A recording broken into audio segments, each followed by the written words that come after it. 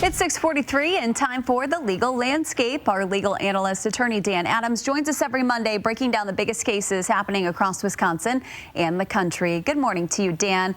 Let's start with today. The U.S. Supreme Court is actually going to be hearing oral arguments on a Hawaii case where a man was charged with gun possession while being the user of illegal drugs. That is currently a federal crime.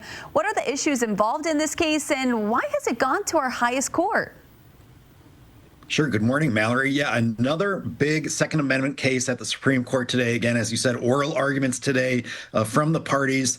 So for about 10 years, there's been this expanding case law coming from the Supreme Court, expanding the Second Amendment protections of everyone in this country, tamping down regulation by state and federal governments on the right to possess a firearm. This is an appeal of a case that was thrown out at the trial level of a defendant who was arrested after his home was searched by police and a pistol and marijuana was found.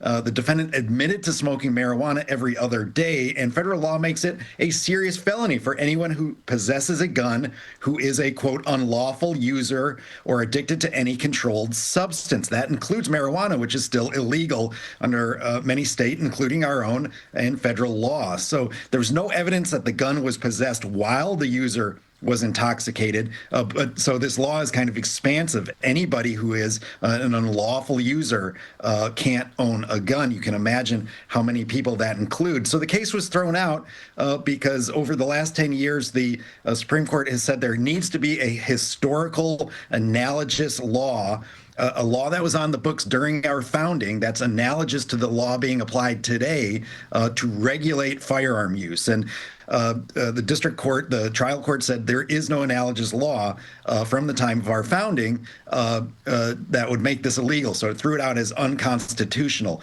The Fifth Circuit upheld that throwing out of the case, and now the Supreme Court is going to hear argument today regarding whether or not that was proper or not. The government saying, listen, this is so narrow, and there are analogous laws about habitual drunkards back in our founding era that would apply to this.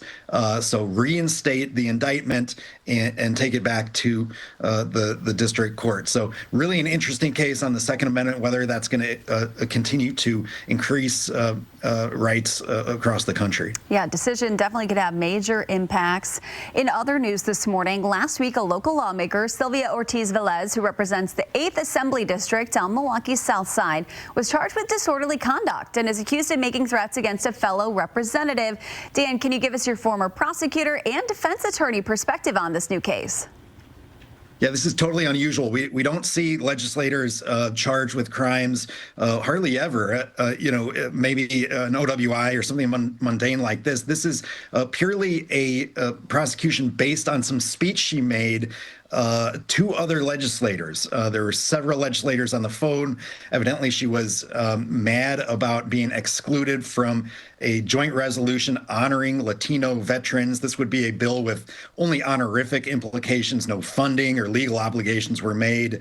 And evidently, she said, if you don't do it my way, my resolution, I am going to make these personal attacks. So that would be a threat, evidently, if she didn't get her way politically, again, in the legislative process. The Milwaukee district attorney is alleging her statements were, quote, indecent, intended to disrupt the good public order, and were outside the normal political process. So this is very unusual, to say the least. As a speech crime, there has to be a kind of a higher threshold here. Not only does it need to be outside of normal First Amendment protections, this being a threat, it has to be a true threat to this legislator, something that would harm her personally. And so again, if she were to push back on this, there's all types of First Amendment implications, as well as some other Wisconsin constitutional implications that could be had. But it appears to me that she has some type of deal worked out already, given the way the complaint was drafted, and that everybody probably believes this is outside of First Amendment protections, and they've charged her only with disorderly conduct rather than some other crime. Again, very early stages, so that's some speculation on my part, but a lot of this will be borne out in the coming weeks. Yeah, certainly an unusual situation there. Dan, thank you so much. We'll see you next Monday for more of the legal landscape.